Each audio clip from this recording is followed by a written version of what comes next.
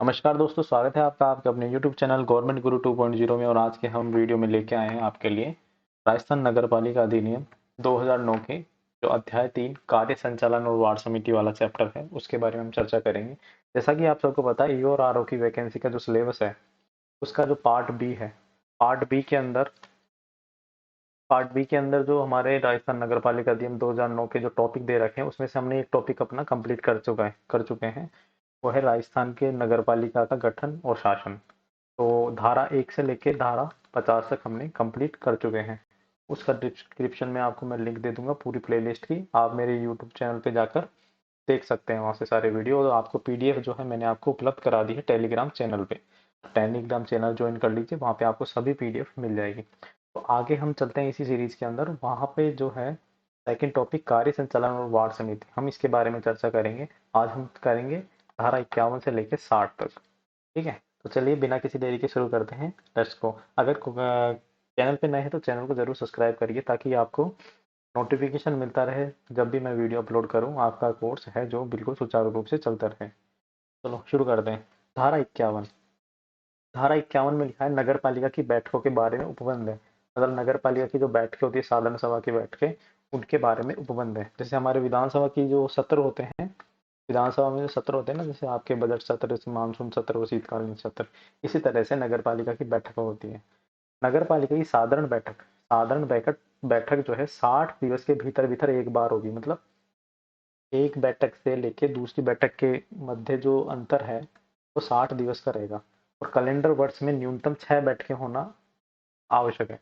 तो पूरे मतलब 1 जनवरी, कैलेंडर वर्ष मतलब 1 जनवरी से 31 दिसंबर, कम से कम 6 बैठकें तो होंगी ही होंगी। न्यूनतम दे रखा है यहाँ पे। न्यूनतम मतलब कम से कम 6 बैठक होंगी। और बैठक की कार्यवाही संचालन ऐसी प्रक्रिया से किया जाएगा जो विहित की जाए। मतलब नियम अनुसार जो भी प्रक्रिया अपनाई जाएगी बैठकों को आयोजित करने के लिए वो किया जाएगा। नेक्स्ट देखो, नगर पालिका के 1/3 सदस्यों के संकल्प पारित करने पर, मतलब नगर पालिका के 1 बट्टा मतलब जो मेंबर हैं, जो पार्षद हैं, अगर वो 1/3 सदस्य हैं, तो अगर वो लिखित में हस्ताक्षरित युक्त अगर संकल्प पारित कर देते, संकल्प पे सभी हस्ताक्षर कर देते, तो अध्यक्ष 7 दिवस के भीतर विशेष बैठक बुलाएगा। मतलब विशेष बैठक बुलाएगा, अध्यक्ष बुलाएगा। मतलब एक लिखित में संकल्प पास करना होगा और 7 दिवस के अंदर एक अध्यक्ष जो है आपकी बैठक बुलाएगा, विशेष बैठक। यदि अध्यक्ष किसी कारणवश विशेष बैठक बुलाने में विफल रहता है तो मुख्य नगर पालिका अधिकारी, मतलब आपका जो ईओ होता है, जो 10 दिन के भीतर ऐसी बैठक बुलाएगा। मान लो अध्यक्ष बुलाता है मोस्टली, तो जो विशेष बैठक होती है अध्यक्ष का काम होता है ये।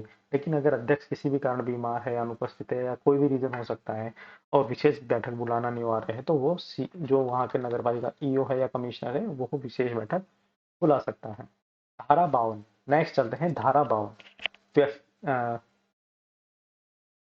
व्यष्टि सदस्यों के अधिकार और विशेषाधिकार, मतलब जो भी मेंबर पार्षद हैं उनके क्या क्या तो अधिकार है, क्या क्या विशेषाधिकार रहते हैं, उनके बारे में चर्चा है। कोई सदस्य द्वारा नगर पालिका कार्यों की उपेक्षा, संपत्ति की बर्बादी या नागरिक समस्याओं पर ध्यान आकर्षित करेगा। मतलब कोई भी मेंबर होगा, बैठकों के अंदर क्या करेगा, कोई नगर पालिका ने कोई कार्य किया है, अच्छा कार्य किया है तो उसकी सराहना करेगा, और कोई गलत कार्य कर दिया है ना, लोकहित में जो कोई कार्य नहीं है तो उसकी उपेक्षा करेगा। ठीक है। संपत्ति की अगर बर्बादी हो रही है तो उसके बारे में प्रश्न पूछ सकता है। संपत्ति अगर सर्जन हो रही है, नगर पालिका के लिए कोई टैक्स लगा रहा है या कुछ भी किसी भी तरह का मतलब इनकम बढ़ रही है, तो उसके बारे में चर्चा करेगा। नागरिकों की समस्या सुनेगा, कहाँ पे पेयजल की समस्या है, कहाँ सड़कों का निर्माण जरूरी है, कहाँ नालियों की आवश्यकता है, इसके बारे में जो है आपके मेंबर मीटिंग में बात करेगा और वांछनीय सुझाव भी देगा। मतलब समझ गए आप। अब देखो ना, सदस्य अध्यक्ष से प्रश्न पूछने, मतलब सदस्य जो है अध्यक्ष से प्रश्न पूछ सकते हैं। नगर पालिका प्रशासन से संगत मामलों को संकल्प पारित करने का अधिकार होगा। सॉरी, सदस्य जो है आपके अध्यक्ष से प्रश्न पूछ सकते हैं और नगर पालिका का जो प्रशासन है के मामलों में संकल्प पारित करने का अधिकार होगा।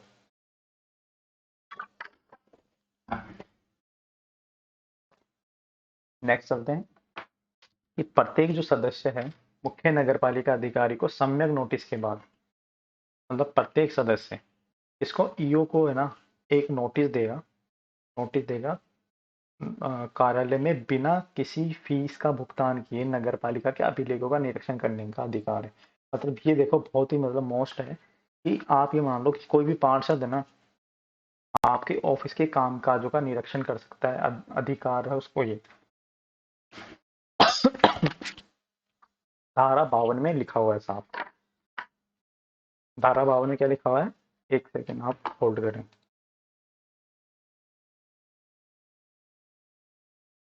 हाँ, तो हम बात कर रहे थे कि कोई भी मेंबर या पार्षद नगर पालिका के अभिलेखों की जांच कर सकता है।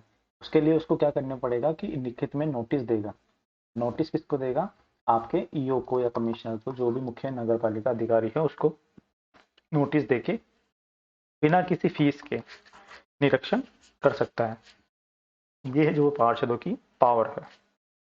धारा 53, धारा 53 में लिखा है अध्यक्ष के विरुद्ध अविश्वास प्रस्ताव।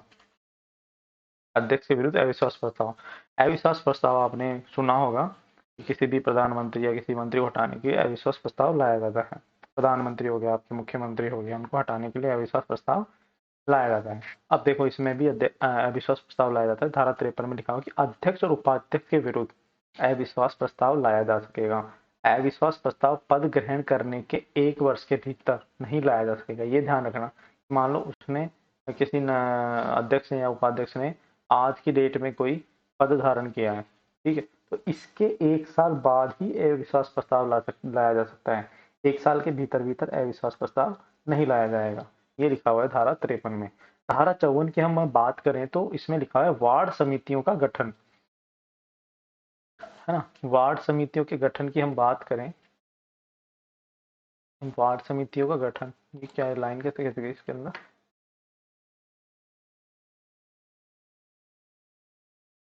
वार्ड समितियों का आपके गठन की चर्चा करिए इसमें।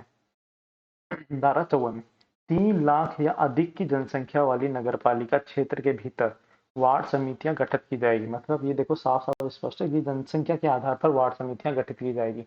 और कम से कम कितनी, 3 लाख की जनसंख्या तो होना जरूरी है अगर वार्ड समिति गठित करना है, जिसमें एक से अधिक वार्ड होंगे। ये सिंपल सी चीज है।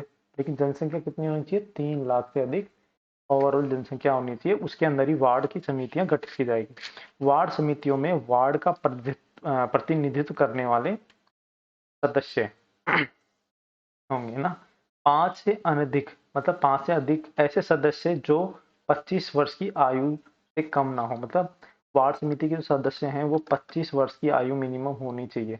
अगर 25 वर्ष से कम के हैं तो वो योग्य नहीं होंगे, है ना। 5 से अनधिक मतलब 5 से ज्यादा नहीं होंगे, 5 से कम ही होंगे।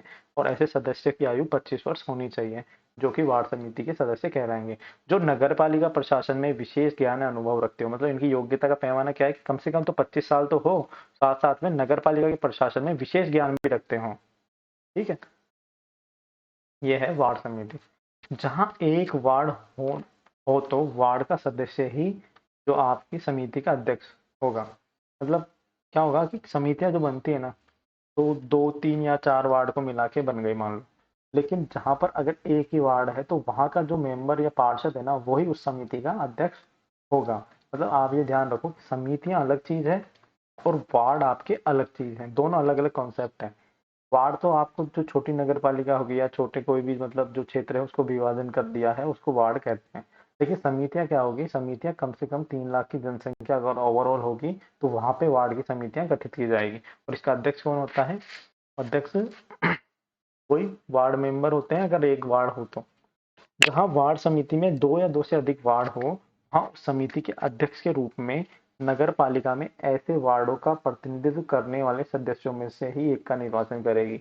मतलब जहां पर एक से अधिक वार्ड हैं तो वहां का जो चेयरमैन होगा, वहां का जो अध्यक्ष होगा वार्ड समिति का, वो कौन होगा, आपके चुना जाएगा, उसमें से निर्वाचन किया जाएगा। मान लो फिर 4 वार्ड आ गए तो चारों के अलग अलग पार्षद होते हैं, लेकिन समिति इन चारों को मिला के एक ही बनाई गई है। तो अब इन तीनों में से ही एक अध्यक्ष चुना जाएगा, तो इसके लिए अलग से निर्वाचन होगा, ठीक है। अध्यक्ष उसका उत्तराधिकारी होने तक, अध्यक्ष जो है उसका उत्तराधिकारी होने तक पद धारण करेगा या पुनर्निर्वाचन का पात्र होगा। मतलब अध्यक्ष का निर्वाचन नया हो जाता है तो पुराने वाले अध्यक्ष तभी सीट छोड़ेगा जब तक नया वाला उसको ज्वाइन नहीं कर लेगा। अध्यक्ष जैसे ही सदस्य न रहे तो यह पद का त्याग देगा। अध्यक्ष जो है, वार्ड समिति का अगर कोई सदस्य अध्यक्ष है, ठीक है, मतलब वार्ड समिति का कोई अध्यक्ष है कौन, और जो नगर पालिका अध्यक्ष भी है, तो वो अध्यक्ष नगर पालिका का अगर पद पे नहीं रहेगा तो वार्ड समिति का भी नहीं रहेगा। सिंपल सा अंडरस्टूड चीज। अध्यक्ष का पद उसकी अवधि की समाप्ति के पूर्व रिक्त होने की दशा में वार्ड समिति नए अध्यक्ष का चुनाव करेगी। सिंपल सी बात है। वार्ड समिति की अवधि नगर पालिका की सह विस्तारी होगी। मतलब नगर पालिका का जितना कार्यकाल होगा उतनी ही वार्ड समिति का कार्यकाल होगा। नेक्स्ट देखो, वार्ड समिति के अध्यक्ष सहित 3 सदस्यों से गणपूर्ति होगी। अध्यक्ष सहित 3 सदस्य, तो ये हो गया 1+2। वार्ड समिति की गणपूर्ति कैसे होगी? 1+2 से। अब धारा 55 में समितियों का जिक्र किया गया। समितियां क्या होती है? तो प्रत्येक नगर पालिका में एक कार्यपालक समिति होगी। एक कार्यपालक समिति एक अलग चीज है, ध्यान रखना, और एक ये वार्ड की समिति अलग चीज है, अभी आगे आप पढ़ोगे। प्रत्येक नगर पालिका में एक कार्यपालक समिति होगी जिसके अंदर कौन कौन होंगे? उसके अंदर होंगे आपके नगर पालिका का अध्यक्ष होगा, नगर पालिका का आपके उपाध्यक्ष होगा, विपक्ष का नेता होगा, ये ध्यान रखना, विपक्ष का नेता होगा। नगर निगम या नगर परिषद के अंदर, नगर निगम या नगर परिषद के अंदर कम से कम 2 महिला सदस्य होंगी प्लस 5 अन्य सदस्य, मतलब टोटल 7 सदस्य होंगे। वहीं नगर पालिका बोर्ड में अधिकतम 5 सदस्य होंगे। समझ में आ गया? नगर निगम और नगर परिषद के केस में 2 महिलाओं सहित 5 अन्य सदस्य होंगे, मतलब टोटल 7 सदस्य होंगे। नगर पालिका द्वारा गठित समितियों के अध्यक्ष, मतलब कार्यपालिका समिति में क्या होगा कि ये सारी चीजें तो आ गई समझ में। अब ये चीज देखने को मिल रही है नई, क्या चीज देखने को मिल रही है? ये मिल रही है नगर पालिका द्वारा गठित समितियों के अध्यक्ष, मतलब जो नगर पालिका समितियां गठित करेगी ना, उनका जो अध्यक्ष होगा वो कार्यपालक समिति के भी सदस्य होंगे। कार्यपालक समिति की अतिरिक्त प्रत्येक नगर पालिका अधिकतम 10 सदस्यों से मिलकर, ध्यान रखना, 10 सदस्यों से मिलकर निम्न समितियां गठित करेगी। जिसकी हम बात कर रहे हैं वो है ये। और वो 10 समितियों के नाम क्या क्या हो सकते हैं? आपकी वित्त की अलग समिति हो सकती है जो कि आपके पैसों से संबंधित जो है चर्चा करेगी। स्वास्थ्य और स्वच्छता समिति में सफाई संबंधी चर्चा करेगी। भवन अनुज्ञा संक्रमक समिति हो सकती है। गंदी बस्ती सुधार समिति हो सकती है। अपराधों का शमन और समझौता समिति हो सकती है। नगर पालिका कृत्य को ध्यान में रखते हुए यदि आवश्यकता है तो निम्न और भी समितियां गठित की जा सकती है। और समितियां कितनी गठित की जा सकती है? आपके नगर निगम में अधिकतम 8 समितियां, है ना। नगर परिषद में अधिकतम 6 समितियों का गठन किया जा सकता है एक्स्ट्रा, और 4 आपके नगर पालिका बोर्ड में समितियों का गठन किया जा सकता है।